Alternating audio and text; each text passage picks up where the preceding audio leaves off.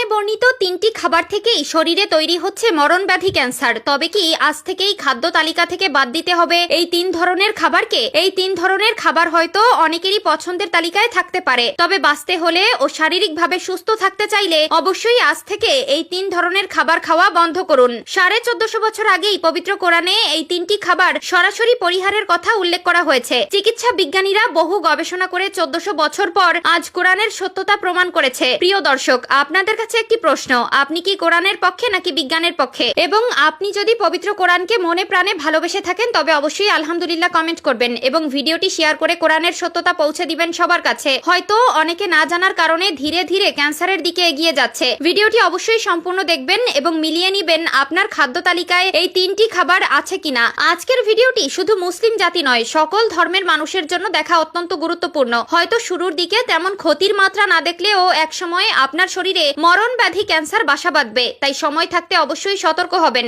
এই তিনটি খাবার খাওয়া থেকে সব সময় এড়িয়ে চলবেন। এই তালিকায় সর্বপ্রথম রয়েছে ফ্রিজে রাখা মাছ মাংস। প্রিয় দর্শক, বেশি দিন ফ্রিজে তরকারি রেখে সেই তরকারি গরম করে কখনোই খাবেন না। হয়তো শুরুতে তেমন কোনো প্রভাব না পড়লেও এই অভ্যাস একসময় আপনার শরীরে ক্যান্সার সৃষ্টি করবে। শুধু তাই নয়, প্রক্রিয়াজাতকরণ মাংস থেকেও ক্যান্সারের সম্ভাবনা রয়েছে।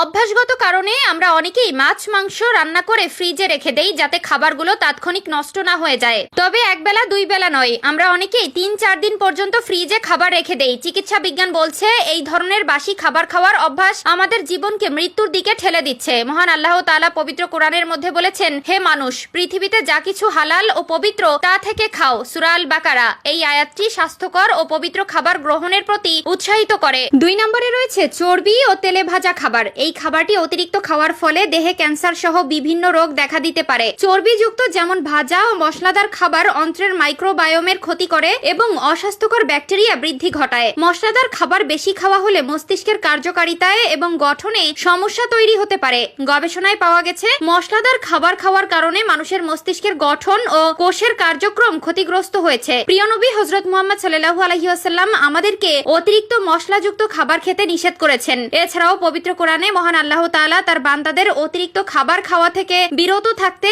একটি আয়াত নাজিল করেছেন। তিনি বলেছেন, তোমরা আহার ও পান করো কিন্তু অপচয় করো না। সূরা আল আরাফ। এটি একটি ভারসাম্যপূর্ণ খাদ্যাভ্যাসের প্রতি নির্দেশনা দেয়। 3 নম্বরে নেশা জাতীয় ও মাদক দ্রব্য সেবন করা মানব দেহে ক্যান্সার সৃষ্টির অন্যতম কারণ। কোরআনে মদ্যপান হারাম করা হয়েছে। এটি হারাম করার পেছনে রয়েছে ক্ষতির প্রসঙ্গ। আল্লাহ তাআলা খুব ভালো করেই জানেন কোন খাবার তার বান্দার জন্য ভালো আর কোন খাবার তার বান্দার জন্য ক্ষতিকর। আধুনিক বিজ্ঞান বলেছে যে ব্যক্তি প্রতিনিয়ত নেশাদ্রব্য পান করে তার শরীরে আস্তে আস্তে মরণ ব্যাধি ক্যান্সার বাসা বাঁধে। অবশ্যই এই খারাপ অভ্যাস কারো মধ্যে থাকলে আজই পরিহার করুন।